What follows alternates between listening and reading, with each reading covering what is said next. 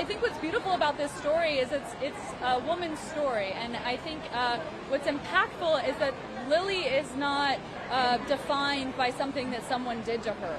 She tells her story, so she's not defined by her past. She's not defined by the men in her past or her present. She's defined by who she is. So yes, she is a survivor, and yes, she is a victim, but she's also a business owner. She's also an artist. She's also a friend. She's also a mother. She's also a lover. She's a daughter. She's a woman of multitudes. And because we really explore and expand on every single thing that she is, it doesn't feel like it's reducing her to something someone else did to her. And because of that, she feels like a butterfly or a blossom, you know, and I love that.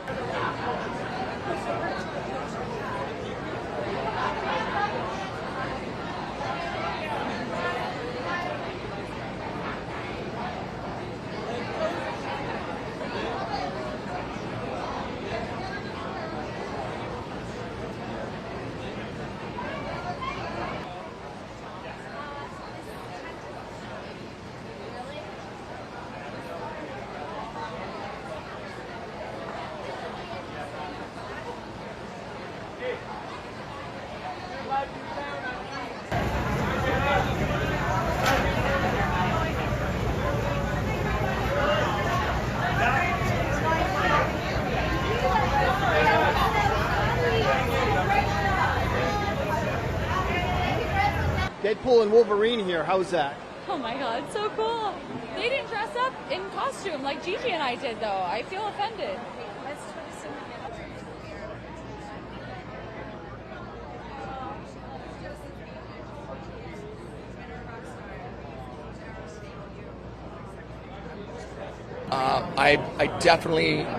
I definitely believe what we did from the very beginning is we thought about all of the survivors that could potentially watch this movie. Because at the end of the day, this was made for them.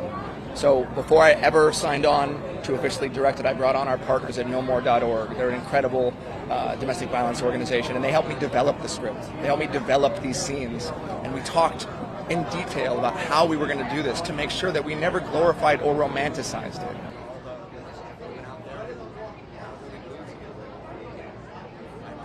It's a fine line between justification and explanation.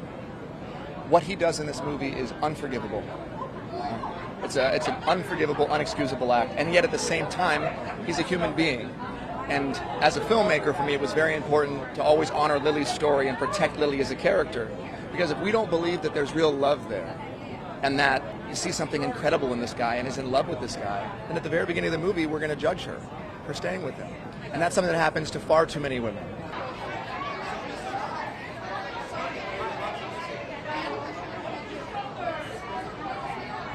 I grew up here, so Gossip Girl has always been a part of like my upbringing, and like I knew about it. But me and Blake really just talked and realized how similar we already were, and that was just a pure stroke of luck, you know.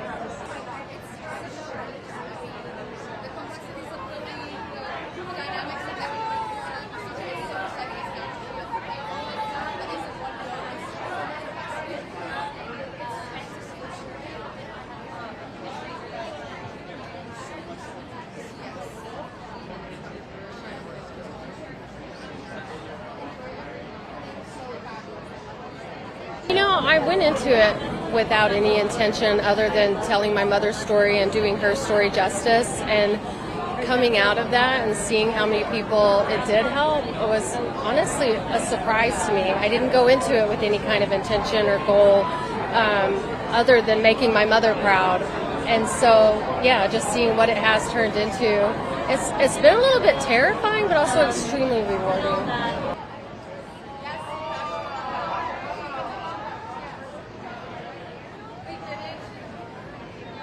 The first book to become a movie. Has that bug bitten you? Do you want to see more? And what would it be? Oh, absolutely, yeah. Like I've always been a huge fan of film and adaptations, and being in the editing room. Like they just allowed me to have so much collaboration on this film that it has made me want to be involved with every single one that happens, God willing, going forward. So what book would it be, though? I would love to see Verity. It's a psychological thriller I wrote, and it's completely different from this one. I think it would be a fun thing to try next.